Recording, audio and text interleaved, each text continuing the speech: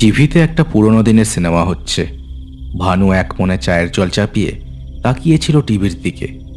সন্ধ্যার দিকে এবার একজন দুজন করে লোক হবে দোকানে। ভানুর দোকান থেকে কিছু দূরে নস্কর পাড়ার মাঠ। মাঠের মাঝখানে একটা বিশাল গাছ। ভানু এক মনে টিভি দেখছিল। হঠাৎ ঝনাৎ করে একটা বিকট শব্দ হলো আর টিভিটা বন্ধ হয়ে গেল। সাথে সাথে দোকানের চারদিকের এলাকাটাও আঁধারে ডুবে গেল। ওই ওই ওই ওই শুরু হলো, কি জায়গা রে ভাই, দেখ। ভানু কথাটা বলে দেশলাই দিয়ে ফস করে লম্ফটা জ্বালল। একটা মৃদু আলোয় চারদিকটা কেমন মায়াবী হয়ে উঠল। এমন সময় একটা রিন রিনের শব্দ কানে এলো ভানুর। চমকে উঠে সামনের দিকে তাকিয়ে একটা অবাক করা দৃশ্য দেখল সে। মাঠের মাঝখানে বিশাল গাছটার মাথায় একটা আলোর ঝিলিক দেখা গেল। ভানু ব্যাপারটা কি দেখার জন্য কয়েক পা বেরিয়ে এলো এবার দোকান থেকে। চারিদিকটা ঘুটঘুটে কালো অন্ধকার। এমন সময় একটা কেমন যেন তামাটে গন্ধ ভানুর নাকে এলো। সে ব্যাপারটা কি বোঝার জন্য চারিদিকে দেখছিল। হঠাৎ একটা কালচে মূর্তি হাওয়ার ঝাপটার মতো ঝাঁপ দিয়ে এসে পড়ল ভানুর ওপর। একটা প্রবল চিৎকারে কেঁপে উঠল দোকানের বাসন কোসনগুলো। লম্ফের আলোটা নেচে উঠল একবার। আসন্ন কোনো ভয়ানক বিপদের আগে সংকেত দিল যেন ছোট্ট আলোর ফুলকিটা।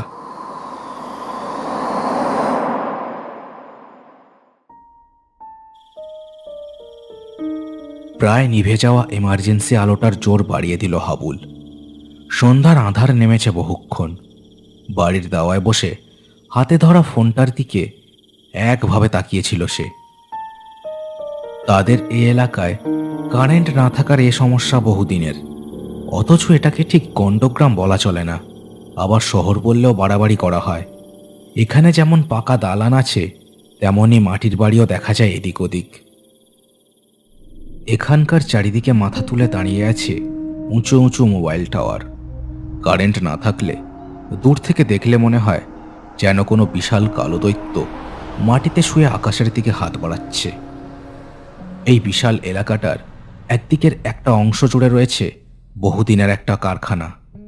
এই কারখানাটা আদতে যে কিসের কারখানা তা কেউ জানে না। এই কারখানা থেকে কখনো কাউকে বেরোতে বা ঢুকতে দেখা যায় না। ঝনঝন করে একটা গানের সুরে হাবুলের শান্তি ভঙ্গ হলো। হাতে ধরা ফোনটা বেজে উঠেছে হঠাৎ। হ্যালো, হ্যাঁ বল। ওপার থেকে গ্যার গ্যার করে কী সব কথা ভেসে এলো। এত কাছে মোবাইল টাওয়ার হওয়ার কারণে কোনো কথাই বুঝতে পারল না সে। ধুর, কথাই শোনা যায় না ঘোড়ার ডিম। বিরক্ত হয়ে ফোনটা নামিয়ে ফেলল হাবুল। জয়ন্তর ফোন, নির্ঘাত ওকে ক্লাবে ডাকছে। হাবুল আবার ফোন করতেই যাচ্ছিল, এমন সময় একটা সাইকেল এসে থামলো তাদের দাওয়ার সামনে। স্বয়ং জয়ন্তই এসে হাজির। এই শালা, ফোন ধরিস না কেন? আর ফোন কথাই শুনতে পাচ্ছিলাম না। ফোন একে কারেন্ট নেই, ভালো লাগে না আর। এ আর নতুন কি? যাই হোক, ওঠ, ক্লাবের দিকে চল। বাবলুদা একটা কাজের জন্য তোকে ডাকতে পাঠালো। এক্ষুনি যেতে হবে? এখনো মা বাড়িতে আসেনি রে ভাই। আরে তালা দিয়ে চল না, কাকিমাকে ফোন করে দিস। বাবলুদা বললো আর্জেন্ট কেস, চল চল।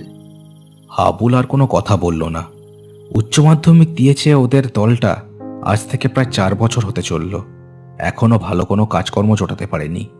অভাবের সংসার, তাই এর বেশি পড়াশোনাও করতে পারবে না হাবুল। সে কারণেই পাড়ার দাদা মানে বাবলুদার ওপর এই ছুটকো কাজের ভরসা করে থাকতে হয়। হাবুল জয়ন্তর সাইকেলের পেছনে উঠে বসতেই জয়ন্ত সাইকেল চালানো শুরু করলো ক্লাবের দিকে। কারেন্ট না থাকায় পুরো এলাকাটা যেন ঘন হয়ে আছে। অন্ধকারে বাড়িঘরগুলো কেমন যেন নিঝুম হয়ে দাঁড়িয়ে আছে। ঝোপঝাড়ের দিকে তাকালে মনে হয় কেউ দাঁড়িয়ে আছে সেখানে ওত পেতে। হাবুল হাতের আলোটা অতি কষ্টে সামনের দিকে ধরে রেখেছিল। সাইকেলের প্যাডেলের সাথে সাথে তার হাতের আলোটাও একভাবে তুলছিল। এই হাবলা, কি ব্যাপার বলতো? আজ রাস্তায় প্রায় লোক নেই একদমই। আমি আসার সময়ও তো দেখলাম। কি জানি, আমিও বুঝতে পারছি না। আমার মাকেও দেখ, ফোন করেছিলাম অনেকবার, ধরলই না। কারেন্টটাও অন্যদিন জলদি চলে আসে। আজ দেখ তারও কোনো দেখা নেই। জয়ন্ত আর হাবুল কথা বলতে বলতে নস্কর পাড়ায় ঢুকে পড়েছিল। এই পাড়ার মুখেই ভানু কাকার চায়ের দোকানটা। জয়ন্ত সাইকেলটা থামিয়ে দিল। ভানুর দোকান খোলা, একটা লম্ফ জ্বলছে। দোকানটা একেবারে খালি। দোকান খোলা রেখেই যেন লোকটা কোথায় চলে গেছে। ভাই, কেসটা কি বলতো? ভানুকা তো দোকান খোলা রেখে ছোট বাইরে বা বড় বাইরে করতেও যায় না। গেল কোথায় লোকটা? দাঁড়া দেখি। ভানুকা, ও ভানুকা! জয়ন্তর হেঁড়ে গলার ডাকে কোনো সাড়া শব্দ পাওয়া গেল না। সারা এলাকাতে শুধু ঝিঁঝির ডাক ছাড়া আর কোনো শব্দ নেই। যেন কারেন্টের সাথে সাথে লোকজন সব গায়েব হয়ে গেছে। জয়ন্ত, হ্যাঁ জয়ন্ত, ওদিকে দেখ, একটা লোক দাঁড়িয়ে আছে বলে মনে হচ্ছে না? হাবুলের কথায় জয়ন্ত দূরের ছাই রঙের ছোট ছোট বাড়িগুলোর দিকে তাকালো। সত্যি সেখানে একটা লোক দাঁড়িয়ে আছে। দাদা, ও দাদা, শুনছেন? ও দাদা, আরে ও দাদা! কোনো সাড়া পেল না ওরা। আবার লোকটার মুখটা এখান থেকে দেখাই যাচ্ছে না। দূর হবে কোন পাগল ছাগল। চল আমরা ক্লাবের দিকে যাই না? বাবলুদা অনেকক্ষণ ধরে বসে আছে আমাদের জন্য, বুঝলি? চল। হাবুল আর কিছু বলার আগেই জয়ন্ত সাইকেলটা আবার চালাতে শুরু করলো। চারিদিকে মৃত্যুর মতো শীতলতা। জয়ন্ত সাইকেল প্যাডেল করার ক্যাঁচকট শব্দ ছাড়া আর কোনো শব্দ নেই কোথাও। হাবুল রাস্তার এদিক ওদিক আলো ফেলছিল বারবার। সব যেন কোনো এক মায়ায় একেবারে জনশূন্য হয়ে পড়েছে। হঠাৎ জয়ন্ত ঝপ করে সাইকেলটা থামিয়ে দিল। হাবুল প্রায় মুখ থুবড়েই পড়ছিল তার পিঠের উপর। কোনো মতে সে নিজেকে সামলে নিয়ে বলে উঠল, আরে কি হলো রে ভাই? আরে ওভাবে ব্রেক মারলি কেন? বাবরে বাবরে, নাকটা ঢুকে গেল। ওরে বাবরে, আহ আহ! ওরে ওরে ওরে, সামনে দেখ। সামনে ওটা কি রে?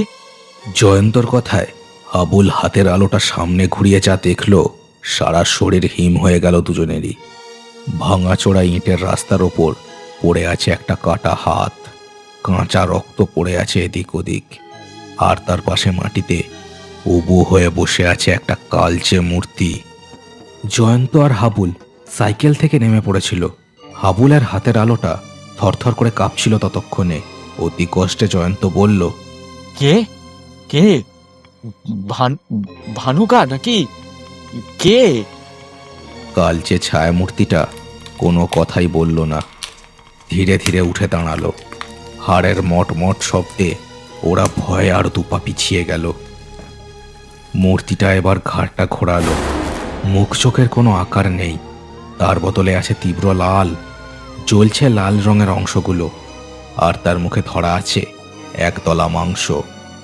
বিশ্রী একটা শব্দ করে মাংসের তলাটা এবার থপ করে এসে পড়ল মাটিতে। ওরে বাবা রে, শব্দটার পালা! সাথে সাথেই সম্বিত ফিরল দুজনের। মুখে একটা হাউমাউ শব্দ করে দুজনে দৌড়তে শুরু করলো উল্টো দিকে। ভয়ের তাড়নায় জয়ন্ত যে সাইকেল নিয়ে এসেছিল সেটাও সে ভুলে গেছে। দু চোখ বিস্ফারিত করে দৌড়াচ্ছিল সে তখন। ছুটতে ছুটতে দুজনে এসে থামলো নস্কর পাড়ার বিশাল মাঠখানার সামনে। এই মাঠের ঠিক মাঝেই আছে উঁচু ঝাঁকড়া একটা ছাতিম গাছ। জয়ন্ত হাঁপাতে হাঁপাতে বলল, কি ছিল ভাই ওটা? ওটা ওটা কি ছিল? আর আর আর আর ওই ওই ওই ওই ওই কাটা হাতটা দেখলি? ওটা ওটা ওটা ওটা ওটা কার হাত ছিল? দাঁড়া ভাই, দাঁড়া দাঁড়া, হাত ধরে গেছে। মা গো মা, আমি আমি জানি না ভাই কি কি হচ্ছে। আজ আজ সন্ধ্যে থেকে সব কেমন যেন হচ্ছে। জয়ন্ত কাঁপা হাতে ফোন বের করে দেখল কোনো টাওয়ার নেই। ভয়ে তার শরীরে কাঁপুনি ধরছিল তখন। সিগন্যাল নেই রে ভাই। আবুল কিছু একটা বলতেই যাচ্ছিল, এমন সময় একটা রিনরিনে শব্দ কানে এলো তার। খুব মৃদু অথচ মাথা ধরানোর মতো শব্দটা। মাঠের মাঝখানকার ছাতিম গাছটার মাথার ওপর একটা তীব্র আলোর ঝলকানি দেখা গেল এবার। আলোর ঝলকানিতে ওদের চোখে পড়ল দুটো মানুষ দাঁড়িয়ে আছে গাছের নিচে। হ্যাঁ, এই জয়ন্ত, ওই ওই ছাতিম গাছটার নিচে দেখ, দুজন লোক কি যেন করছে। হে, চল তো দেখি কি হচ্ছে ওখানে। মাথা গরম হয়ে উঠছে আমার এবার। হাবুল কথা বলে একটা দৌড় দিল মাঠের আলপথ বরাবর। শুকনোর সময় সারা মাঠে চলে যাওয়া ঘাস ছাড়া আর আছে শুধু ধুলো। জয়ন্ত তার পেছন পেছন দৌড় দিল। জয়ন্ত আর হাবুল দৌড়তে দৌড়তে এসে থামলো গাছটার থেকে একটু দূরে। গাছের সামনে বাঁ দিক ঘেঁষে একটা গাঢ় নীল রঙের মারুতি ভ্যান দাঁড় করানো। গাছের নিচে দুজন লোক, একজন দাঁড়িয়ে আছে আর একজন হাতের একটা ছোট্ট তেলের ড্রাম থেকে তেল ছিটিয়ে দিচ্ছে গাছের গায়ে। হাবুল আর জয়ন্ত হতভম্ব হয়ে দাঁড়িয়ে পড়েছিল সেখানে। লোক দুটো এক মনে কাজ করছিল বলে খেয়াল করেনি হয়তো তাদের, কিন্তু ড্রাম হাতে ধরা লোকটা এবার খেয়াল করলো আর চমকে ওদের দিকে ঘুরে তাকালো। ওই ওই, তোমরা কে? কারা তোমরা? এখানে কি করছো? এখানে তো কোনা, ভাগো ভাগো ভাগো এখান থেকে ভাগো। দ্বিতীয় লোকটাও এবার কাজ থামিয়ে ওদের দিকে তাকালো। তার চোখে মুখেও ভয় আর বিস্ময় দুটোই সমানভাবে খেলা করছে। আরে এই আপদ দুটো আবার কোথার থেকে হাজির হলো? এই পালা পালা তোরা এখান থেকে। এখানে কি কি কি হচ্ছে? হ্যাঁ, এই গাছের মাথায় একটা তীব্র আলো দেখেছি আমরা। বলো বলো, কি হচ্ছে এখানে বলো। জয়ন্তর কথায় লোক দুটো মুখ চাচাই করলো একবার। ওদের গায়ের পোশাক দুটো দেখে বোঝা যায় এরা নির্ঘাত কোনো সংস্থার কর্মচারী। তোমাদের দেখে তো আমাদের এলাকা শেষ জায়গাটা জুড়ে বানানো ওই কারখানা লেবার মনে হচ্ছে। কি হচ্ছে বলো তো এখানে, সত্যি করে বলো, নইলে নইলে এক্ষুনি আমরা চিৎকার করে লোক ডাকবো। হ্যাঁ। লোক দুটো আবার একে অন্যের মুখের দিকে তাকালো। চারিদিকে একেবারে চুপ হয়ে আছে, যেন ঠিক ঝড়ের আগের নিস্তব্ধতা। দ্বিতীয় লোকটা এবার কোনো কথা না বলেই পকেট থেকে একটা বন্দুক বের করলো। কালো চকচকে যন্ত্রটার মুখ জয়ন্ত আর হাবুলের দিকেই ঘোরানো। হাবুল কিছু বলতেই যাচ্ছিল, আবার সেই রিন রিনে শব্দটা হলো, আর ঝাঁকড়া ছাতিম গাছটার মাথায় আলোর ঝিলিক খেলে গেল সাথে সাথে। লোক দুটো চমকে গাছের মাথার দিকে তাকালো এবার, যেন কোনো কিছুর অপেক্ষা করছে দুজনে। হঠাৎ কালো একটা কিছু লাফ দিয়ে এসে পড়লো প্রথম লোকটার উপর। তার হাতের ড্রামটা ছিটকে গেল একদিকে। ওরা চমকে দেখলো একটা কালো মূর্তি লোকটাকে মাটিতে পেড়ে ফেলেছে আর একটা কামড় বসিয়ে দিয়েছে তার গলায়। লোকটা গলা কাটা মুরগির মতো ছটফট করতে শুরু করলো। পালাও! দ্বিতীয় লোকটা প্রবল একটা চিৎকার করে দৌড় দিল মাঠ লক্ষ্য করে। জয়ন্ত আর হাবুলও এবার আর দাঁড়াতে পারল না সেখানে। ওরাও ভয়ে দৌড় দিল লোকটার পিছনে। মেঠো রাস্তা পেরিয়ে তিনজন প্রাণের ভয়ে দৌড়ে চলেছে বড় রাস্তার দিকে। তখনও কারেন্টের কোনো দেখা নেই। চারিদিকের অন্ধকার যেন তিনজনকে আক্রমণ করতে পারে যে কোনো সময়। এই ভয়ে তিনজন দৌড়চ্ছিল, কিন্তু খুব বেশি দূর যেতে পারল না ওরা। বড় রাস্তার ইট বের করা বাড়িটার সামনে এসে অনিচ্ছা সত্ত্বেও ওদের পাগুলো থমকে গেল। ওদের হাতের আলোয় ওরা দেখল তিনটে কালচে দেহ একটা বৃদ্ধার শরীরের ওপর ঝুঁকে আছে। লাল চটচটে তরল ছড়িয়ে আছে জায়গাটায়। একেবারে নারকীয় এক দৃশ্য। তিনজনেই দাঁড়িয়ে পড়েছিল, কিন্তু বেশিক্ষণ দাঁড়ালে তাদেরও একই অবস্থা হবে। এই নরকের জীবগুলো ওদেরও চিবিয়ে খাবে। এ কথা বুঝতে পেরেই লোকটা এক পা দুপা করে পিছিয়ে এলো, কিন্তু তাতেই একটা ইটের টুকরোয় পা ঠোকা লেগে গড়িয়ে গেল। সামান্য পাথুরে একটা শব্দ হলো। ওরা বিস্ফারিত চোখে দেখল তিনটে কালচে দেহই উঠে দাঁড়িয়েছে। হাড়ের মটমট শব্দে কানে যেন তালা লেগে যায়।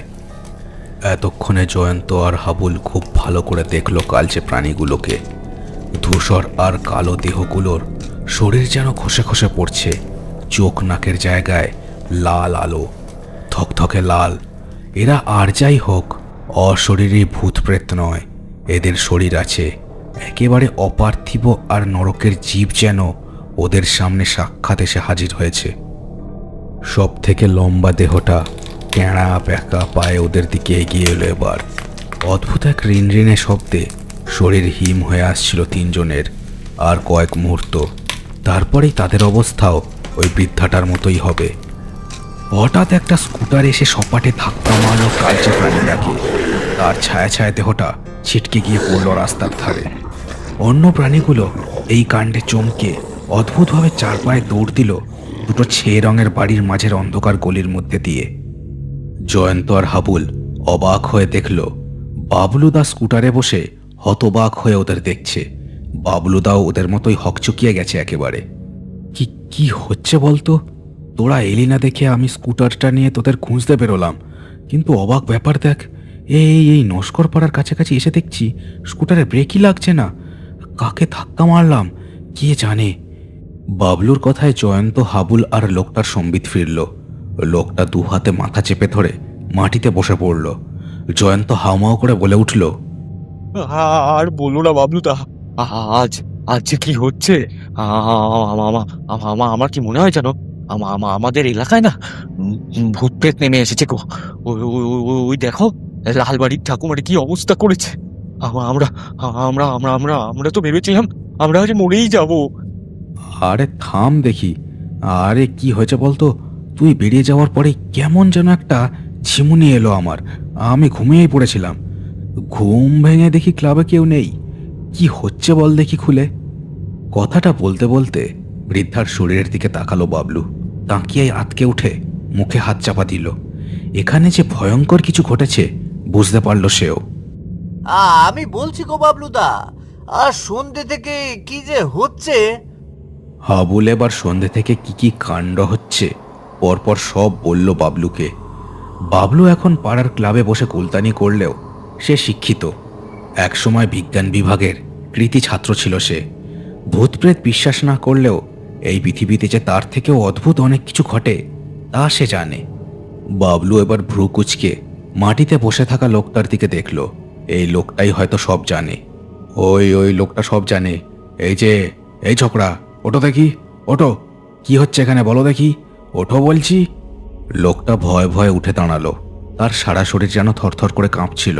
সে চারিদিকে একবার দেখে নিয়ে বলল, আমি আমি সব বলবো তোমাদের, সব বলবো। তার আগে আমাদের একটা কাজ করা খুব দরকার। ওই ওই মাঠের মাঝখানে যে ছাতির গাছটা আছে ওটাকে আমাদের জ্বালিয়ে দিতে হবে। আমার কথা বিশ্বাস করো তোমরা, নইলে খুব দেরি হয়ে যাবে। আমায় বিশ্বাস করো, যত সময় যাবে তত বিপদ আরও বাড়বে। তোমার একটা কথাও বিশ্বাস করব না বাবলুদা। এরাই কোনো কাণ্ড ঘটিয়েছে এই এলাকায়। সন্ধ্যে থেকে এই এলাকার সব মানুষ কেমন ঝিমিয়ে আছে দেখো। কাউকে বাড়ির বাইরেও দেখা যাচ্ছে না। সবাই মনে হচ্ছে যেন ঘুমোচ্ছে। আমার মনে হয়। হাবুলের কথা শেষ হলো না, আবার একটা আলোর ঝিলিক দেখা গেল, আর সাথে রিনরিনের শব্দটাও শোনা গেল। মাথা যেন ঘুরে উঠল ওদের।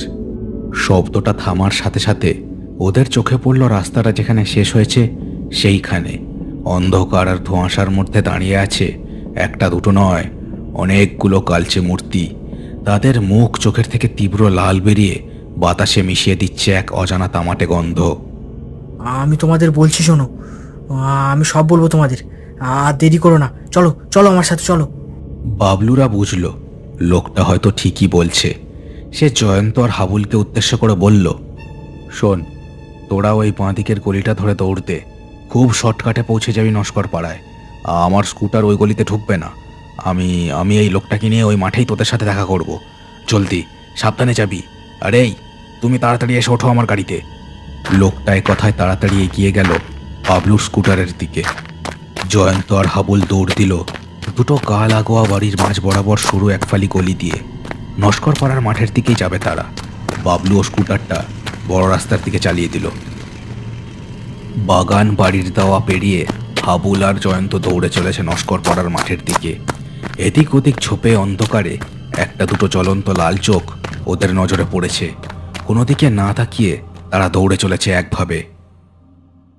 দৌড়তে দৌড়তে যখন তারা নস্কর পাড়ার মাঠে এসে থামল, তখন বাবলু আর লোকটাও এসে গেছে।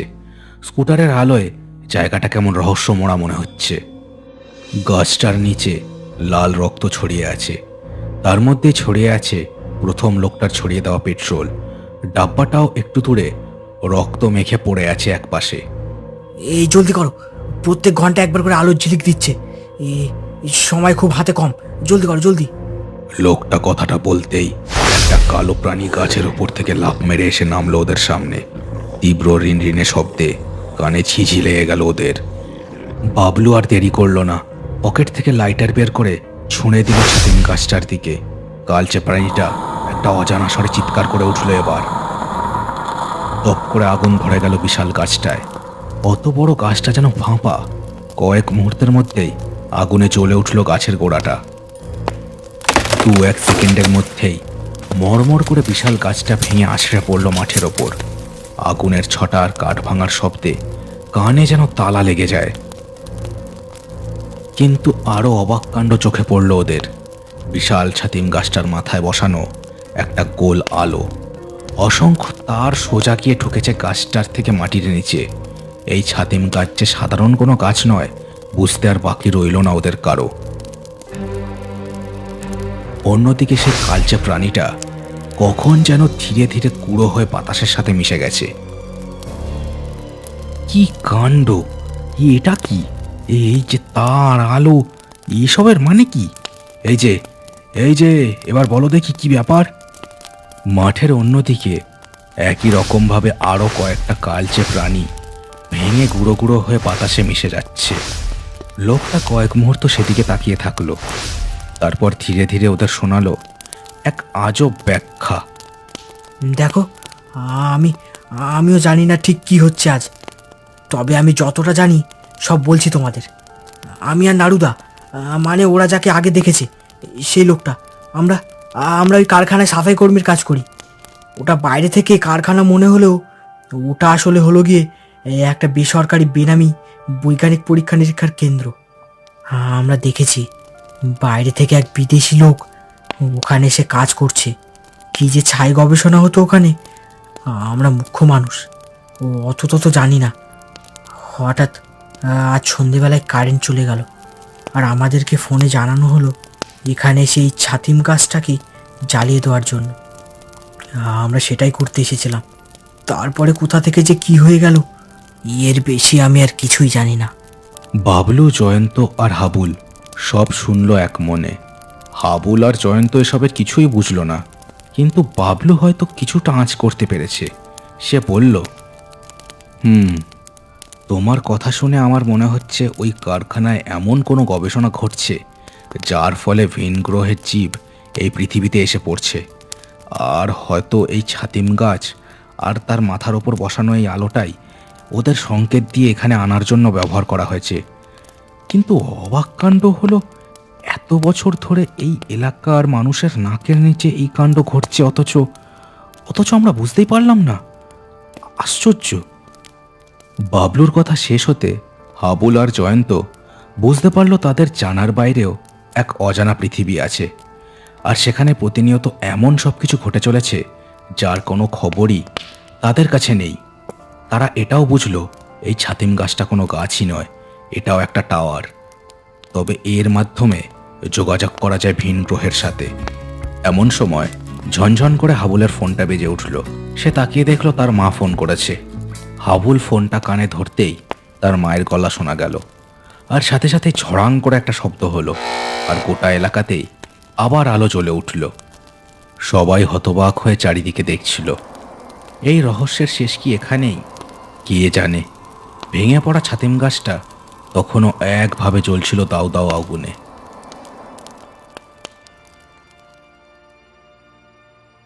শেষ হলো কার্টুনস অ্যানিমেশনসের আজকের গল্প। দেখা হচ্ছে পরের ভিডিওতে। সবাই খুব ভালো থেকো, চ্যানেলটাকে সাবস্ক্রাইব করে দিও আর শেয়ার করে দিও তোমার বন্ধুদের সাথে।